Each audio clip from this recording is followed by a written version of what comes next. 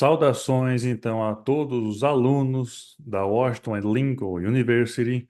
Saudações a todos os colegas. Sejam muito bem-vindos a mais um encontro, na verdade, uma reflexão sobre um tema que é importantíssimo para a nossa prática, para a nossa pesquisa, para a nossa docência e também para a nossa vida profissional, que é basicamente um novo olhar sobre o direito. Basicamente, essencialmente um novo olhar sobre o próprio direito civil. No caso, teremos a oportunidade de refletirmos sobre a constitucionalização do direito civil, com o objetivo do quê? De realçar que hoje nós temos uma nova perspectiva, uma nova orientação a respeito de como devemos perceber, ler, interpretar e aplicar o próprio direito, no caso, o direito civil. Eu sou o professor José Bruno Martins Leão, sou pós-doutorando em ciência com inteligência artificial aqui na Washington and Lincoln University, nos Estados Unidos, e também sou doutor em Sistema Constitucional de Garantia de Direitos. E é basicamente a partir dessa formação, a partir dessa oportunidade de percebermos o fenômeno jurídico e também as relações sociais, a experiência social, a experiência jurídica, a partir de uma nova ótica constitucional, que eu convido a todos para que possamos fazer juntos essa reflexão pontual, mas que é importantíssima para a compreensão do nosso direito e da tendência de interpretação e aplicação do que nós conhecemos como um novo formato de entendimento da ciência jurídica. O título da nossa reflexão, basicamente, é Constitucionalização do Direito Civil, a transformação das relações sociais, das relações privadas no Estado constitucional. Portanto, já adianto, nessa nossa reflexão, nós veremos não apenas a ideia de um novo norte ou parâmetro de interpretação do direito e da experiência jurídica. Aqui é a oportunidade para entendermos todas as relações sociais, a sociedade, a relação entre direito e sociedade, a partir da ótica ou do programa de um Estado constitucional. No caso, um Estado constitucional de direito. Esse, portanto, será o nosso mote. E de início, nós precisamos perceber o seguinte: veja só, de dois mundos há um sistema unificado. Eu sei que é normal e temos aqui estudantes de todos os patamares, os graus de instrução formal, temos colegas pesquisadores, e é importante sempre recordar como nós aprendemos a perceber o direito. Hoje nós temos claramente a visão de que o direito deve ser percebido, interpretado e aplicado como um fenômeno unitário, como uma unidade que visa regular, disciplinar e garantir a harmonia social por meio da aplicação de preceitos jurídicos com fundamentação ou respaldo de legitimidade constitucional. Mas vejam, historicamente, direito civil e direito constitucional foram vistos como domínios diferentes. De certa forma, até hoje, essa visão tradicional e diria até superada da percepção, da compreensão do direito, ainda é ensinada nas nossas universidades, nas salas de aula. Até em razão dessa divisão didática e às vezes excessivamente fragmentada ou fragmentária de apresentar o direito. Por vezes tem aula de direito civil e tem aula de direito constitucional, de direito comercial, de direito processual civil, de direito do trabalho, processo do trabalho, Mas qual é a ideia? É unificar tudo, mas unificar o nosso parâmetro de legitimidade desse olhar para o direito. E o parâmetro a partir do qual nós unificamos a interpretação e a compreensão do direito e da aplicação desse direito na sociedade é a partir do que está disposto no nosso direito constitucional. Digo direito constitucional no sentido mais amplo possível, claro que abrangendo, em especial, aquilo que está em vigor na nossa Constituição.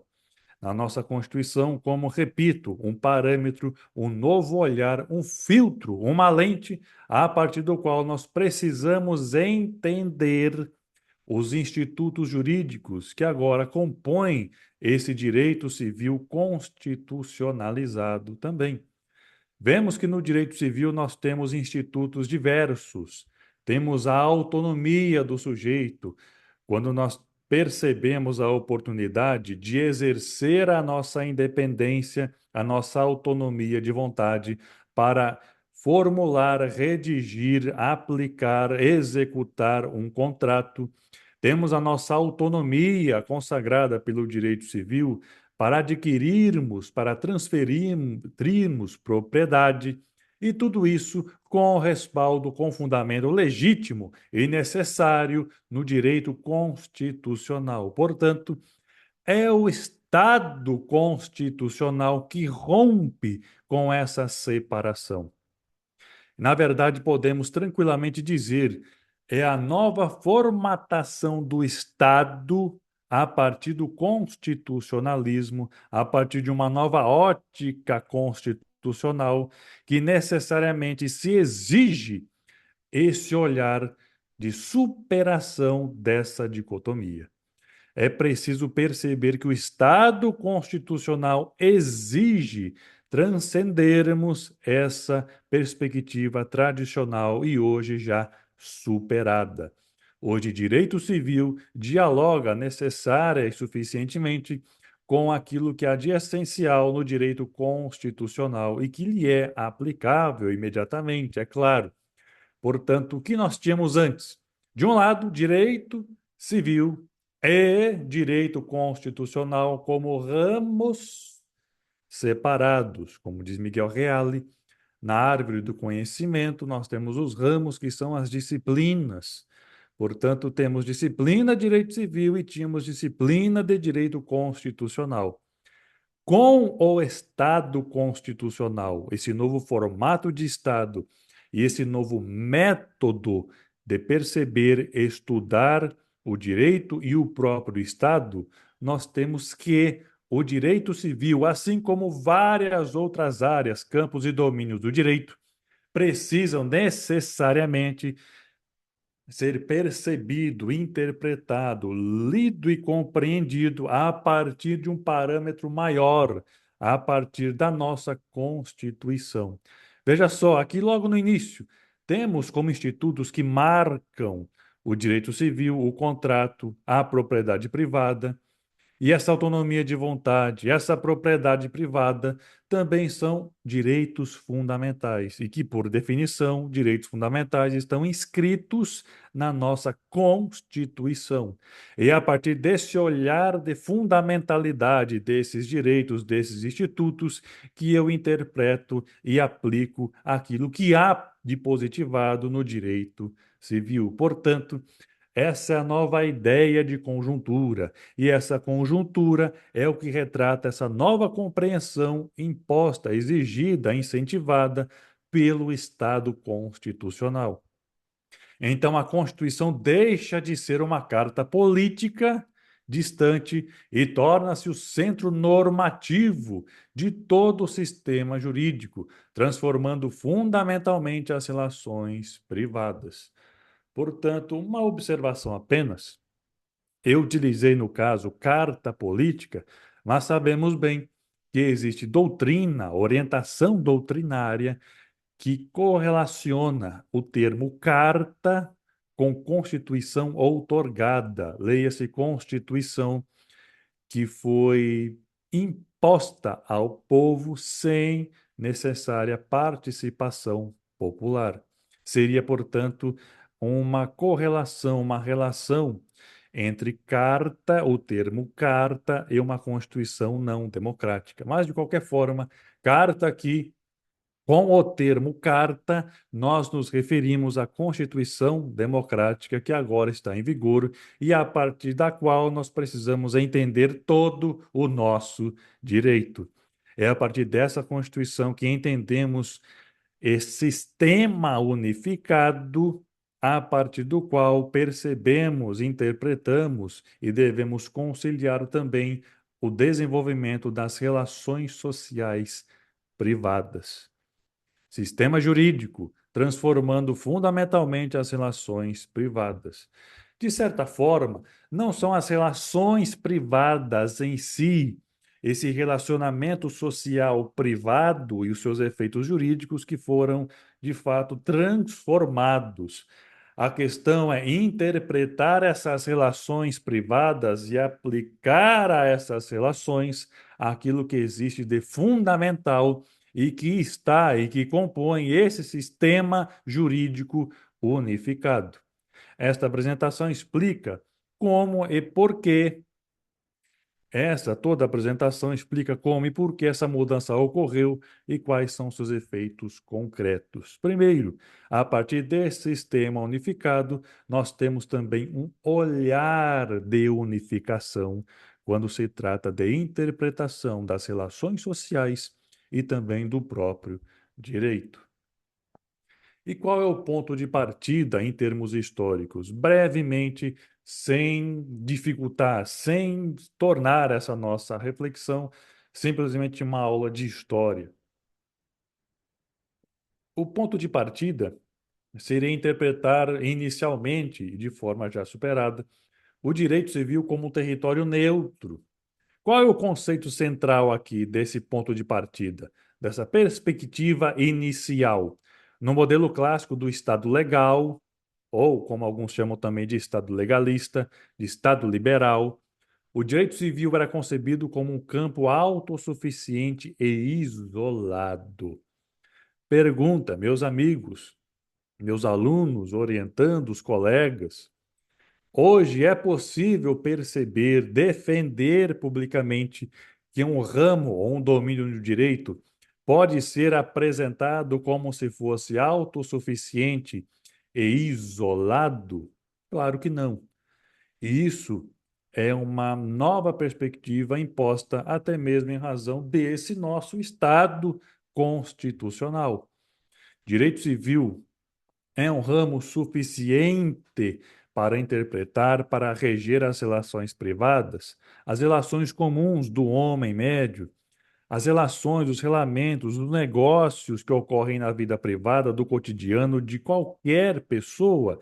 Claro que é suficiente, mas não é autossuficiente a ponto de defendermos que basta somente o direito civil, basta somente essa codificação privada para reger suficientemente as relações sociais, principalmente quando nós temos hoje a dignidade humana e direitos fundamentais dos outros como um norte de compreensão do próprio direito. Mas, de qualquer forma, quais são os pilares dessa visão clássica? Primeiro, a autonomia da vontade soberana, a autonomia privada soberana. O contrato era a expressão máxima da vontade. Mas será que hoje permanece dessa forma?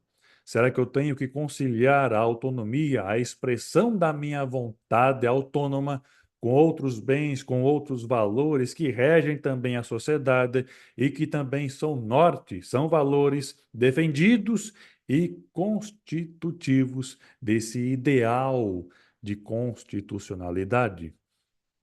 Outro pilar é a igualdade formal. Presumia-se que as partes eram livres e iguais para contratar. Hoje, será que numa relação jurídica, numa relação social com efeitos jurídicos, todas as partes estão em posições equânimes? Todas as partes estão numa relação de igualdade de manifestação de vontade e igualdade de condições para expressar essa mesma vontade? vontade. Basta lembrar que temos hoje, por exemplo, um Código de Defesa do Consumidor. Esse Código de Defesa do Consumidor, embora lá esteja previsto que é norma de ordem pública, interesse social, basicamente também rege relações privadas. Mas, nesse caso, temos de um lado o fornecedor e de outro o consumidor, ou a pessoa consumidora. Existe igualdade para a manifestação de vontade? Todos, consumidores e fornecedores, devem ser tratados, considerados no mesmo plano de igualdade de condição e também de possibilidade de contratação? Claro que não. O próprio Código de Defesa do Consumidor parte da premissa de que o consumidor é a pessoa vulnerável. Parte do pressuposto de que devemos considerar a vulnerabilidade da pessoa consumidora para a interpretação dessa relação privada de consumo. Então, também é uma perspectiva que ainda existe de igualdade formal, mas há ramos, domínios e contextos de convivência em que essa igualdade formal já não é suficiente para reger essas mesmas relações privadas. Outro pilar também seria uma lógica de patrimônio, ou uma lógica patrimonial, o foco, o enfoque dado nesse momento, estava na regulação do mercado e também da propriedade. Basicamente, quando nós fazemos menção, lembramos a ideia desse Estado liberal, desse Estado legal, o Estado legalista, que inclusive fornecia algumas limitações na atividade da própria interpretação do direito. Nós recordamos os direitos básicos, os direitos individuais que marcam esse momento histórico. Até porque, quando nós vamos para o próprio direito constitucional, nós também temos o seguinte: temos a ideia de dimensão de direitos. E a primeira dimensão justamente trata desse estado onde se busca dessa situação, desse momento, onde se busca uma distância do Estado, justamente com o foco de preservar direitos individuais e liberdades públicas. E direitos individuais, basicamente retratados como liberdade e propriedade. Liberdade individual, na individualidade, na autonomia, na independência, da autossuficiência do sujeito e também a propriedade, como manifestação desse próprio direito de livremente adquirir bens. Outra premissa, outro pilar também dessa ideia, desse conceito central, seria a separação do poder ou do direito público. Nesse caso, a Constituição era vista como um documento de organização do poder, com pouca influência no dia a dia das relações privadas. Nós veremos muito bem mais à frente que hoje o alicerce desse Estado constitucional, os direitos fundamentais também se aplicam às relações privadas, também podem ser trazidos à tona para serem opostos contra de particulares para particulares, de particulares em face também de particulares. E a ruptura? Por que essa separação se tornou insustentável? Basicamente, a passagem para o Estado constitucional reposicionou a Constituição no centro do sistema. Portanto, a partir do Estado constitucional, qual é a tônica, qual é o parâmetro maior de interpretação do direito e também das relações privadas? A Constituição. A passagem para o Estado constitucional reposicionou, colocou a nossa Constituição em uma nova posição, e essa posição é considerada o centro irradiador de legitimidade do nosso sistema jurídico. Digo de novo, essa nova posição basicamente é o centro irradiador de legitimidade, de constitucionalidade de todo o nosso sistema jurídico unificado. E aí temos razões históricas de mudança? Temos. A própria insuficiência da legalidade.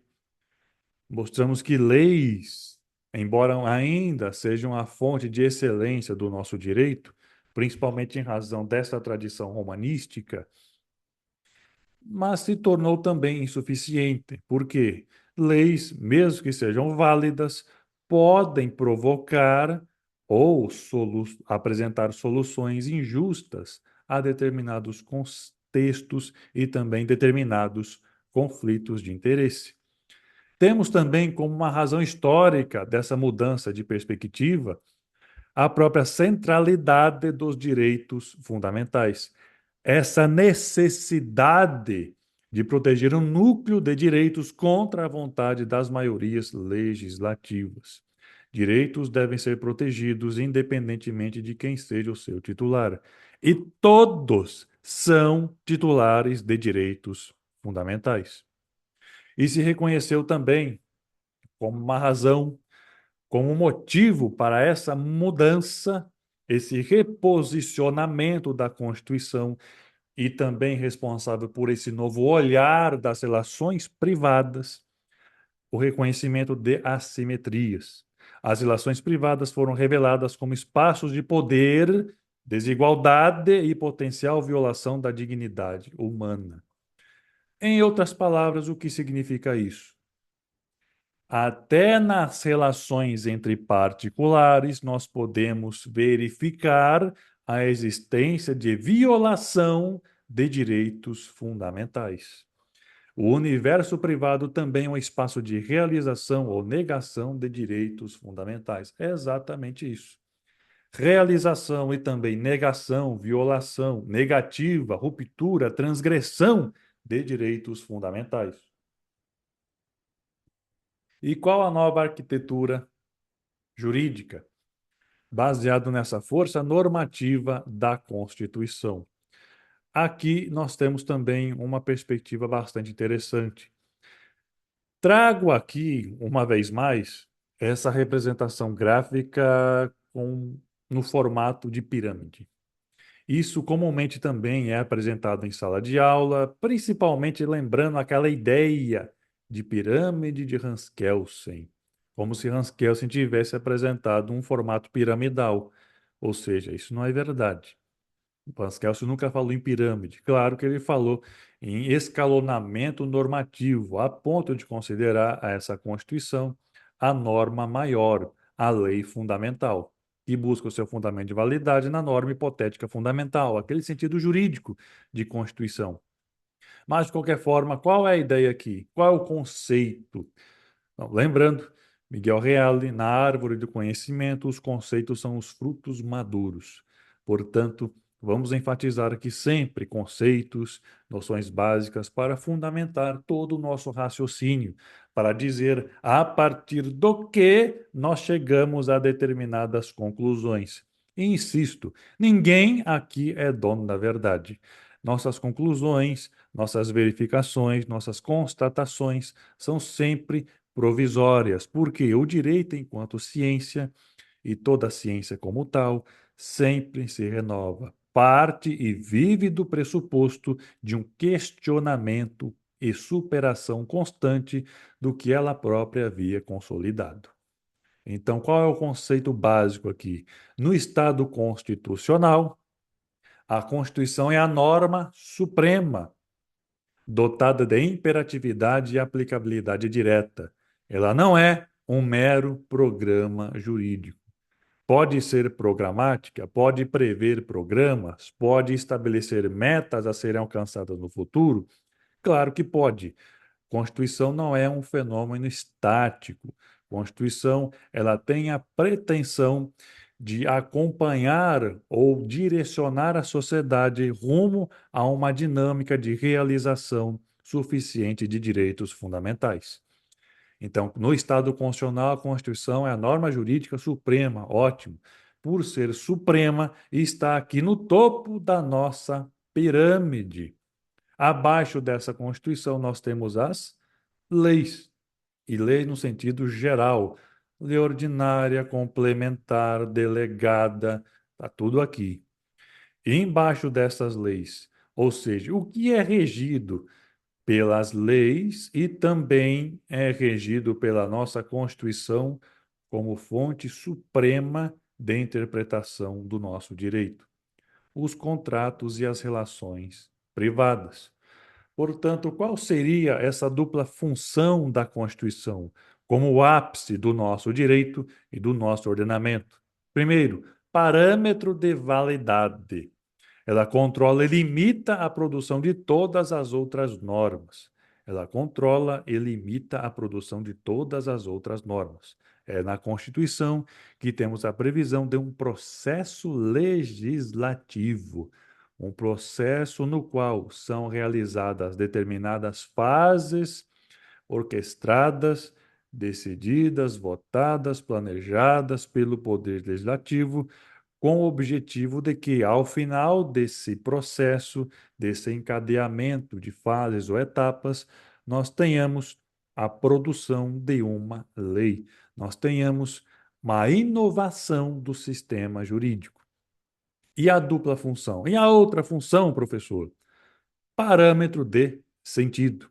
É a Constituição que orienta a interpretação e a aplicação de todo o direito, unificando, portanto, o nosso sistema jurídico. Eficácia, a Constituição vincula não apenas o Estado, mas também as relações entre particulares. E aqui o que é sempre importante trazer à tona, mais uma vez, eu decido trazer à tona direitos fundamentais e o conteúdo da Constituição em seu conjunto de interpretação e regulação, não apenas para proteger a minha individualidade e os meus direitos contra a intervenção do Estado. Eu trago tudo isso à tona para me proteger também contra particulares, como vimos anteriormente. É nas relações privadas onde nós temos também a realização e a negação de direitos fundamentais. Portanto, eu não tenho apenas uma dupla função, eu tenho uma ideia de dupla eficácia, no mínimo. Dupla eficácia, no mínimo. Essa Constituição vincula o Estado e também vincula particulares. Eu posso utilizar a Constituição para me proteger do Estado e também de particulares. O que é, então, vista essa nova ideia, essa nova perspectiva que já foi superada, essa perspectiva que foi superada e a partir do qual temos uma nova visão do direito? Qual visão é essa, professor, que é nova? Ou que é, afinal, a constitucionalização do direito civil? Conceito, definição, é um processo estrutural ou estruturante de reinterpretação, reconstrução e aplicação do direito privado à luz dos valores, princípios e direitos fundamentais da Constituição. Guarde essa definição para o resto da nossa vida. É o processo de reinterpretação, reconstrução e aplicação do direito privado à luz de valores, princípios e direitos fundamentais. Bom, o que não é essa constitucionalização do direito civil? Primeiro, vamos o que não é, para depois chegarmos na essência desse novo formato de organização do próprio direito civil. Bom, constitucionalização do direito civil não é modismo. Constitucionalização do direito civil não é uma moda, não é uma moda passageira, é uma tendência, é uma nova ideia, é um novo projeto, é um processo estrutural de efetivação da dignidade humana e de direitos fundamentais, que dialogam com aquilo que existe de essencial na nossa codificação privada. Portanto, não é uma moda acadêmica ou discurso retórico. Não é apenas objeto de palestra pelo simples motivo de ter algo a dizer em uma palestra. Não é a substituição do direito civil pelo direito constitucional. Não é. Não é a substituição do direito civil pelo direito constitucional. Ah, mas pode existir aqui uma intriga entre civilistas e constitucionalistas? Se adotada claramente, perfeitamente, suficientemente compreendida essa nova visão do direito, não há razão alguma para ter eventualmente algum conflito de interesse ou conflito de ideias. E também constitucionalização do direito civil não é a anulação da autonomia privada. Digo de novo, constitucionalização do direito civil não é a anulação da autonomia privada. Pelo contrário, reforçar a autonomia privada à luz também de valores, princípios e direitos constitucionais é uma forma de fazer prevalecer, proteger a essência da dignidade da pessoa humana em uma sociedade que vive da própria manifestação de vontade em relações privadas. Bom, visto que não é, o que é então essa constitucionalização do direito civil? É uma reorientação. É uma reorientação do direito privado que passa a ser lido através das lentes da Constituição.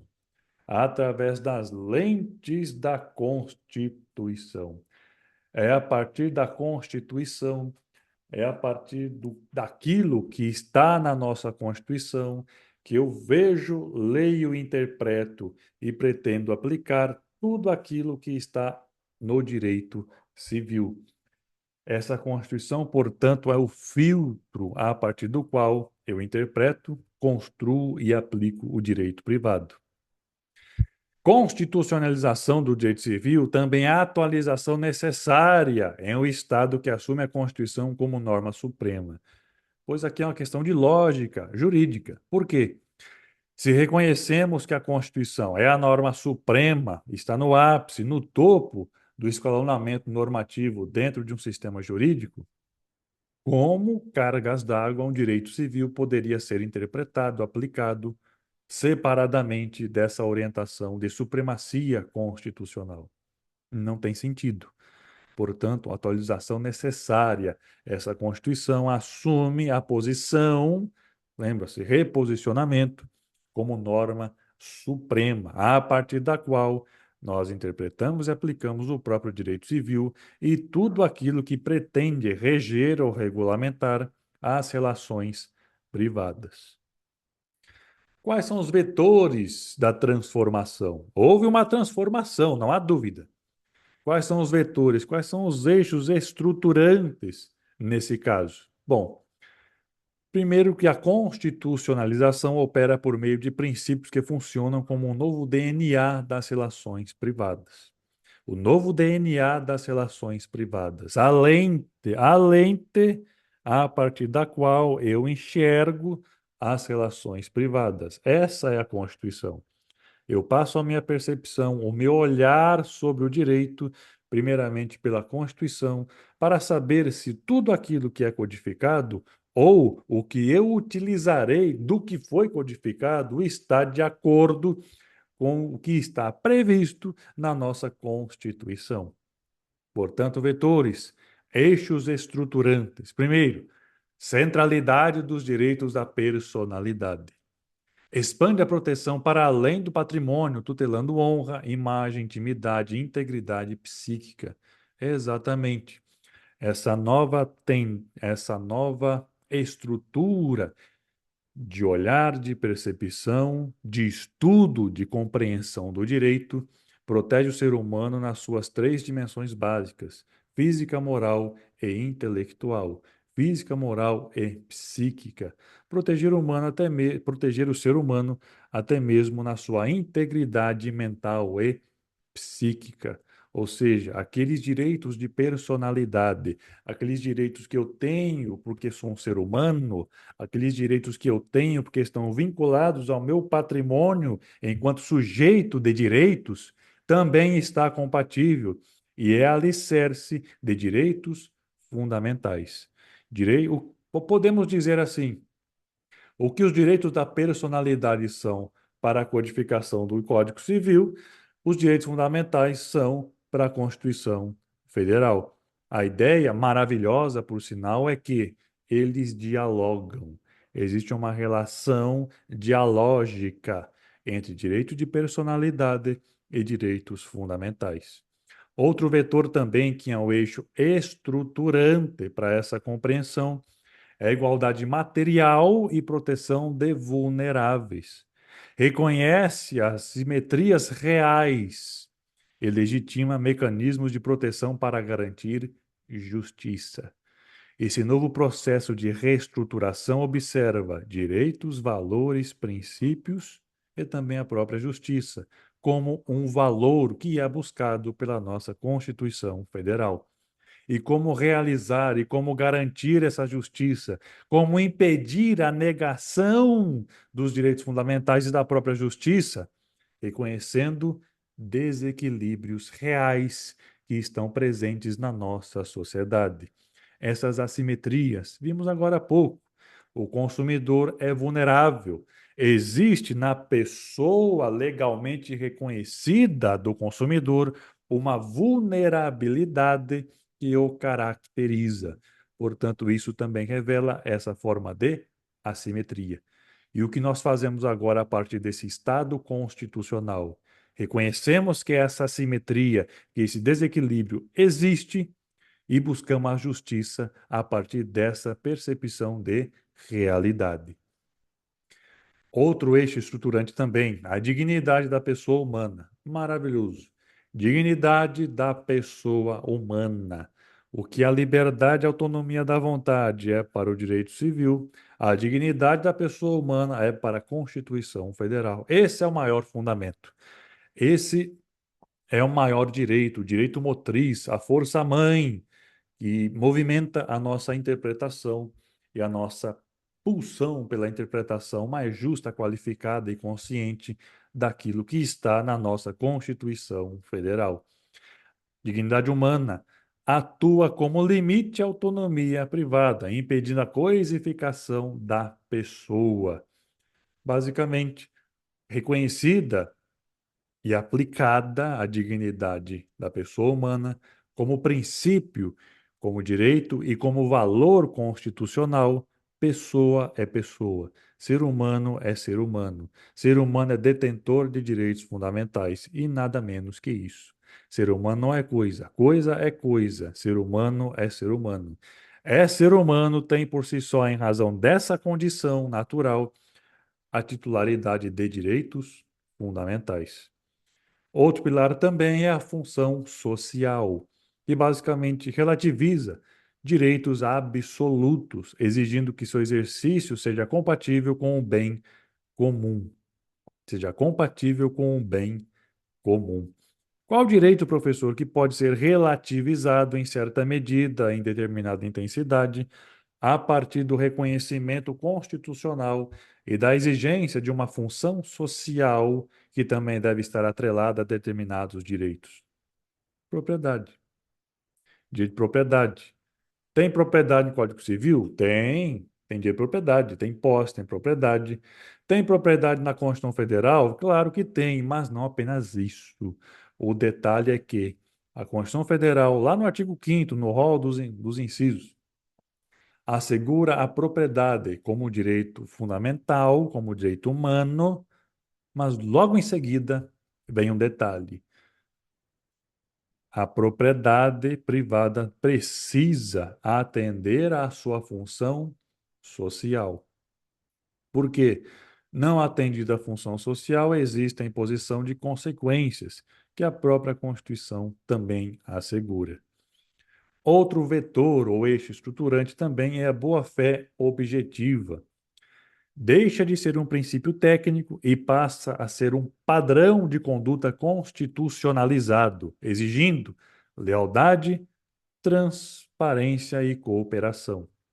Lealdade, transparência e cooperação. Boa-fé objetiva. Professor, como assim boa-fé objetiva? Professor, eu sou ético. Eu me considero um sujeito correto, probo, uma conduta escorreita. compromissada com os maiores valores historicamente preservados e mantidos pela civilização, tudo bem, mas eu não quero saber o que você pensa. Eu não preciso, não quero, não exijo de forma alguma saber o que você pensa a respeito de você mesmo, o que você pensa a respeito de uma conduta correta. Eu quero saber o seu comportamento. A sua conduta é compatível com lealdade, transparência e cooperação? Isso é boa-fé objetiva. Portanto, eixos dessa transformação, centralidade dos direitos da personalidade, num diálogo constante com direitos fundamentais.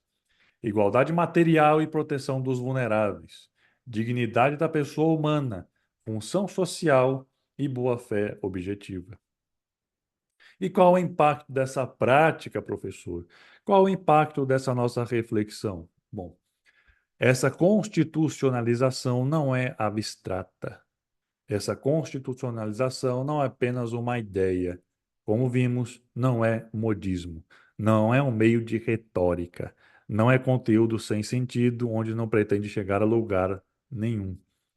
O que acontece a partir dessa constitucionalização é o impacto em institutos jurídicos clássicos.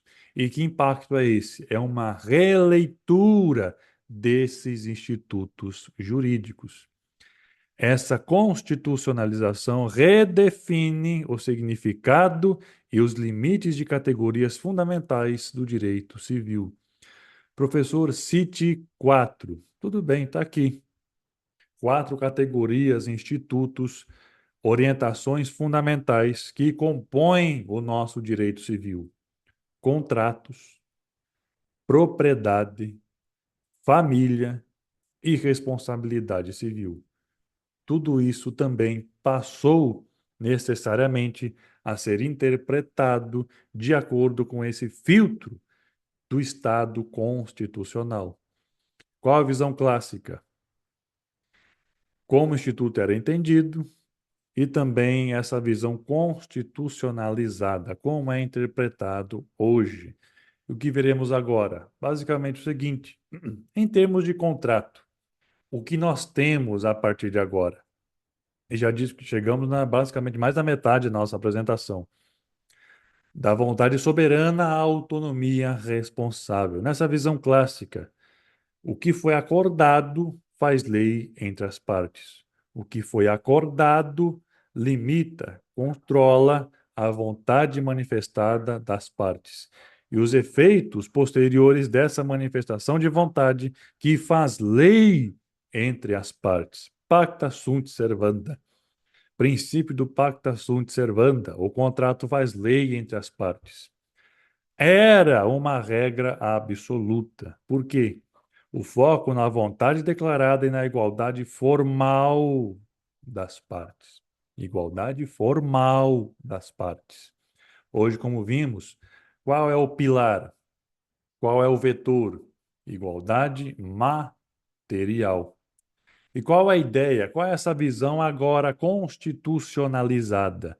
Agora nós temos, sim, um sopesamento, uma atividade ou uma operação de equilíbrio entre, de um lado, a autonomia da vontade manifestada e a dignidade e a boa-fé do outro lado.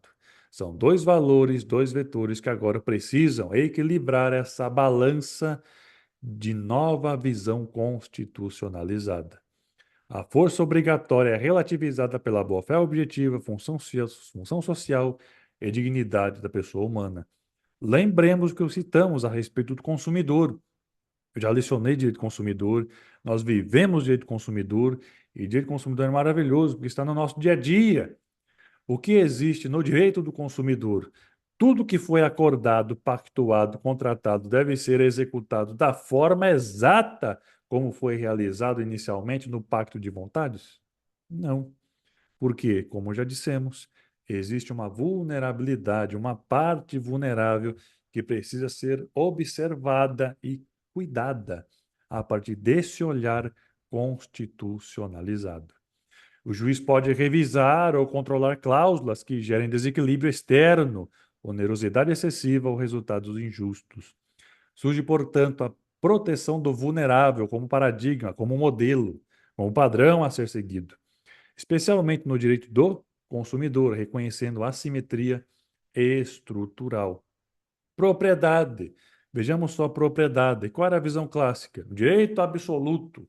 Direito absoluto, em razão dessa propriedade, eu imponho, exijo absolutamente, inequivocamente, o afastamento do Estado da minha esfera de vivência, convivência e também de disposição livre da minha propriedade.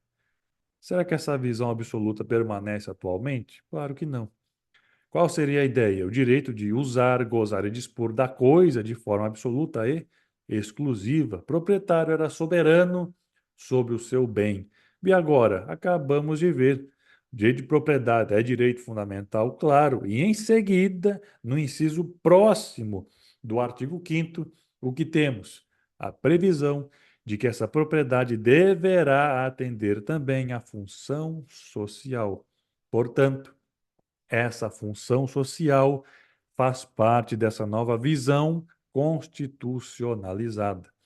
O exercício do direito de propriedade é condicionado ao atendimento da sua função social. Limita-se, impõe-se a compatibilização do interesse individual com interesses coletivos e difusos. Coletivos e difusos. Lembrando, interesses, direitos difusos, lá no consumidor também. Direitos transindividuais, objeto indivisível, onde eu não são os titulares são pessoas indeterminadas, ligadas entre si por uma situação de fato. Direitos e interesses coletivos, também transindividuais, objeto indivisível, mas o titular é um grupo, categoria ou classe de pessoas que são ligadas entre si ou com a parte contrária a partir de uma relação jurídica base. Então, quais são os limites concretos? Normas de organização urbana, isso também impacta, influencia o direito de propriedade. Normas ambientais, proteção do meio ambiente, esse meio ambiente como direito difuso. Normas sociais de direito de moradia passam também a controlar, a impactar, a influenciar o conteúdo e exercício desse mesmo direito de propriedade. Família, família, da instituição formal ao espaço do afeto. Qual era a visão clássica? Modelo único, hierárquico e patrimonial, centrado exclusivamente no casamento e baseado na autoridade parental. Qual é a visão constitucionalizada? Família hoje baseia-se no afeto. Família hoje baseia-se e deve ser pensada, construída e desenvolvida e reconhecida pelo Estado a partir do princípio da dignidade da pessoa humana. Reconhece-se hoje uma pluralidade de entidades familiares. Exemplo, como expressão da própria dignidade, a união estável, famílias monoparentais, todas baseadas no afeto e, claro, também na responsabilidade. E o afeto agora passa a ser critério de proteção. Proteção, inclusive também com relação ao princípio, à norma de proteção da condição que melhor atenda ao interesse da criança ou do adolescente. A autoridade parental é vista como função orientada pelo melhor interesse da criança e do adolescente. Protege-se agora a dignidade e também projetos de vida existenciais. Professor, e a responsabilidade civil agora? Qual foi a guinada? Eu não diria guinada, mas um refinamento do olhar do tratamento jurídico. Qual é a visão clássica? O foco principal é na reparação de danos materiais e prejuízos econômicos. Ou seja, basicamente, a função era compensatória. E qual é essa visão constitucionalizada? Essa visão constitucionalizada enxerga, percebe, interpreta e aplica dispositivos de responsabilidade civil a partir também do princípio norte, valor ou interesse da dignidade humana e também de direitos da personalidade. deslocou-se o eixo, mudou-se o foco, reorientou-se a visão para a proteção da pessoa. Agora, essa visão constitucionalizada parte da premissa de uma ampla proteção aos danos morais, aos danos existenciais, danos à personalidade. Lembra aquela ideia de proteção da integridade psíquica? Exatamente. Honra, imagem, integridade psíquica, mesmo sem prejuízo financeiro. Reforça-se, portanto, a função preventiva e pedagógica da reparação, com o objetivo aqui de desincentivar, desestimular práticas que podem provocar lesão a valores constitucionais. E o poder judiciário, professor? Qual é a ideia aqui? Como se concretiza essa norma constitucional a partir desse Estado constitucional e democrático de direito? Aqui superamos o Estado legalista, o Estado liberal. O juiz deixa de ser o aplicador mecânico da lei e passa a atuar como um intérprete vivo, dinâmico, que confere vida e dinamicidade também à norma que ele mesmo interpreta. Portanto, esse intérprete articula o Código Civil com a Constituição. E quais são os instrumentos dessa atuação judicial? Primeiro, interpretação conforme. Professor, em síntese, interpretaremos o direito civil como? Interpretaremos o direito civil de acordo com aquilo que está em conformidade com a Constituição Federal. A interpretação da lei civil deve prevalecer, deve ser mantida se estiver em conformidade com a Constituição. Dentre várias interpretações da lei civil, do Código Civil, escolheremos a que está em conformidade com a Constituição Federal. Temos também a possibilidade de controle difuso de constitucionalidade e densificação de conceitos abertos. Agora, a ideia é dar conteúdo prático a princípios como dignidade, boa-fé, função social, por meio de decisões. Ou seja, é a jurisprudência, são as decisões judiciais que dão vida, dinamicidade, organicidade ao próprio direito. E esse é o papel dos tribunais superiores também, em especial o Supremo, o STF, que atua como, ou deve atuar como guardião da Constituição. E quais são os desafios, professor? Agora, existem desafios? Com certeza. Por exemplo, sabemos, a partir do que vimos até aqui, que essa constitucionalização representa um avanço, sem dúvida, mas não é isenta de riscos que exigem uma operação cuidadosa e responsável. Por quê? Porque podemos ter, ao longo desse caminho, momentos, episódios, fenômenos, decisões que revelam ou dão causa à insegurança jurídica.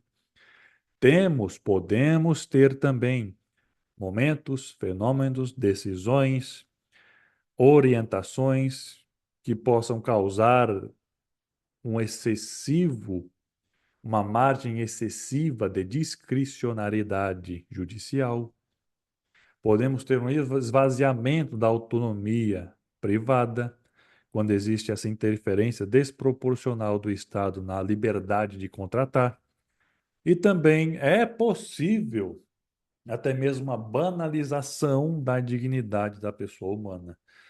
E eu me recordo muito bem, sempre trago isso para a sala de aula, quando o contexto faz possível, que a dignidade da pessoa humana hoje, por vezes, não raramente, é considerado o vestidinho preto do direito e da argumentação jurídica.